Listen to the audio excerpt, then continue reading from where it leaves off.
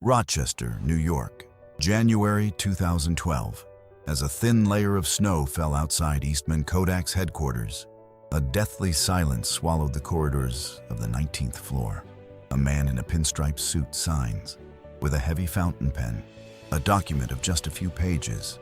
It was the official bankruptcy filing, Chapter 11. With a single stroke of a pen, a 130-year-old empire, which once controlled 90% of the photographic film market and employed over 140,000 brilliant minds, officially declared itself insolvent.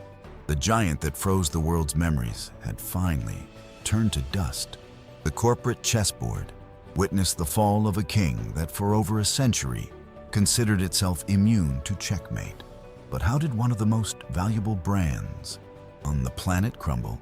The answer lies not in a lack of technology, but in a psychological trap designed by its own leaders. To understand the collapse, we need to rewind the film back to the height of the Cold War. Kodak didn't just sell rolls of acetate. It sold the immortality of everyday moments, the so-called Kodak moment. On the chessboard of business, the company occupied the center of the board, dictating the rules of the game with a brilliant and ruthless strategy known as the razor and blade model. They sold cheap cameras, almost at cost, only to trap the consumer in a perpetual cycle of dependence on their high-margin film rolls and chemical papers. Money flowed in rivers so vast that the executives in Rochester believed they had cracked modern alchemy. They were the masters of light and of human memory, operating with an untouchable arrogance that would blind any master strategist to the subtle moves on the edges. What almost no one knows is that in 1975, Kodak itself planted the seed that would come to cannibalize its empire. Manufur, a young in-house engineer named Steve Sasson, built a peculiar device, the size of a toaster, that weighed nearly 4 kilograms. It was the world's first digital camera. When Sasson brought the functional prototype to the board, enthusiastic about the future he had just created, the reaction he received was not applause, but a cold and calculating disdain. Kodak's generals looked at that black and white digital image with a resolution of just 0.01 megapixels and smiled paternalistically. They made the ultimate psychological mistake of judging tomorrow by today's metrics. "That's cute," they told Sasson, "but don't tell anyone."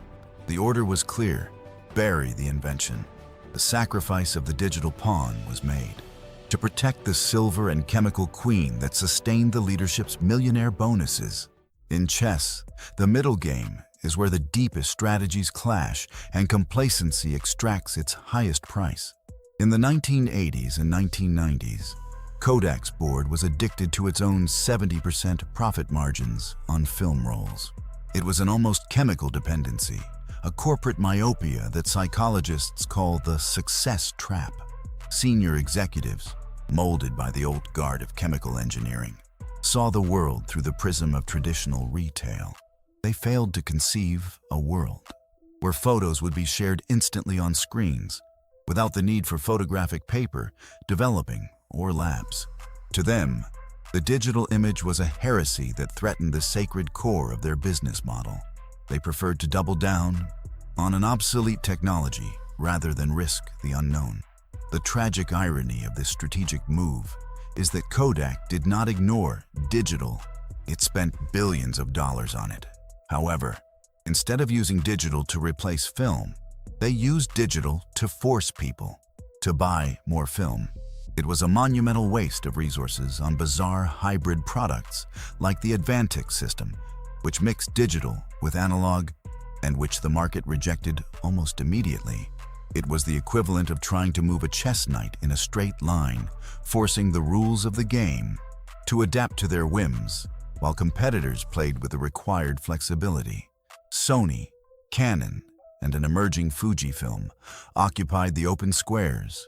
Behind the closed doors of Rochester, the atmosphere was one of an aristocratic paranoia. Elite consultants and analysts warned with mathematical frequency. The digital transition was occurring at an exponential, non-linear speed, but Kodak's leadership was trapped in a destructive confirmation bias. They looked at market research showing that consumers still loved the texture of film and ignored the fact that the convenience and zero cost of the digital click would destroy that preference in a few short years. They sacrificed innovation on the altar of short-term profits. Each quarter with inflated profits was, in truth, a step deeper toward the abyss. The turn of the millennium brought with it the beginning of the endgame. The year was 2000, and the digital tide was no longer a distant forecast.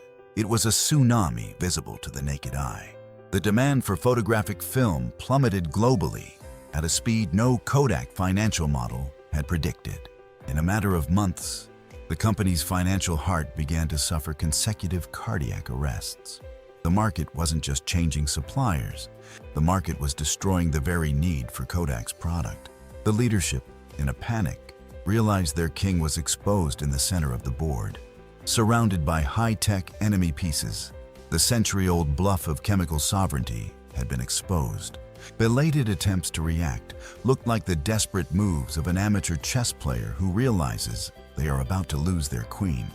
Still, Kodak tried to buy photo-sharing companies like Ophoto in 2001, but instead of turning it into what we know today as Instagram, they used the platform to try and make people print more physical photos.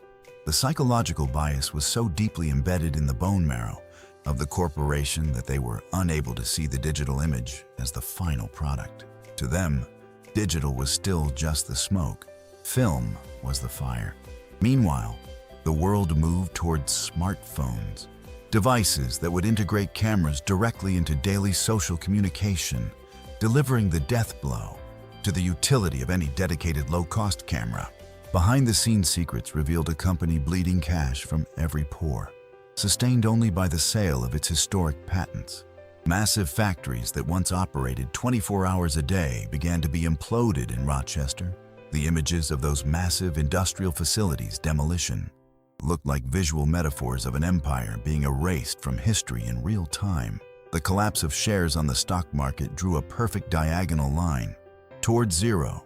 Executives who had once looked down on Steve Sasson now cleared their desks, leaving behind a trail of mass layoffs and ruined pension promises.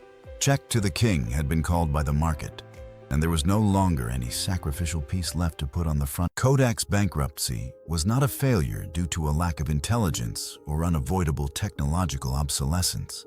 It was, fundamentally, a psychological tragedy of cognitive rigidity. Kodak's history teaches us that an organization's greatest vulnerability lies precisely in what generated its greatest past success. When the rules of the game change, the old masters who refuse to unlearn their favorite moves become the first to fall. They mistook the business they were in. They believed they manufactured chemicals when they were in the business of connecting people. The emotional and financial attachment to the film's silver anchor prevented them from leaping into the future they themselves had invented. Today, Kodak survives as a pale shadow of its past, a small company focused on industrial chemicals and brand licensing, alongside a niche production of film for Hollywood directors who still seek the nostalgic aesthetic of analog grain. The irony of fate willed, that film would become a cult luxury item, ironically sustained by the very purists who appreciate the slowness that Kodak itself tried to eliminate. The empire turned into a footnote lesson in MBA textbooks worldwide, a monument to corporate arrogance, proving that, on the contemporary board, no company is too big to fail, and no market is loyal enough to wait for latecomers.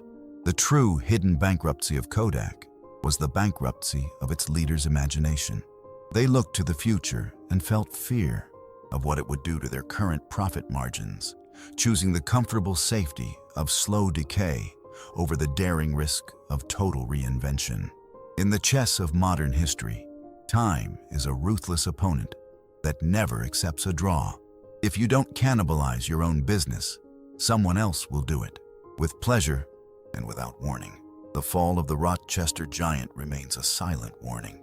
The day the film ends is not determined by the end of light, but by the moment you decide to close your eyes to reality. If this anatomy of corporate collapse revealed something about the backrooms of power that you didn't know, hit the subscribe button so you don't miss the next moves. Checkmate, leave your thoughts in the comments. Which current untouchable giant of today's market will suffer the same checkmate as Kodak? Your participation shapes the direction of our next documentary productions. Until the next game.